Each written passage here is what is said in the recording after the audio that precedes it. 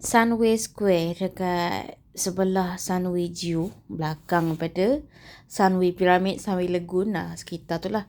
Berdekatan dengan BRT Bus Electric Monash University punya station.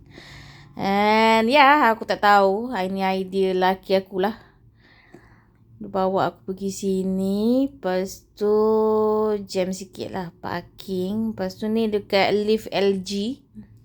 Lepas tu tembus sini, nasib baik ada orang tu, orang kat depan tu lah beritahu aku boleh keluar ikut sini, boleh masuk mall kat sini. Okay, so mall dia macam mall lain, cuma ini pet friendly. Dan kalau korang tak suka, jangan pergi. Orang Melayu Islam tu jangan pergilah. Tak ada kepentingan pun nak pergi. Dia sama je macam mall lain. Cumanya ni, ialah kelebihan dia boleh lah bawa pet. Pet semua kena letak dalam troli, bakul, stroller macam ni lah contoh dia. Comel kan? Okay lah. Bye guys.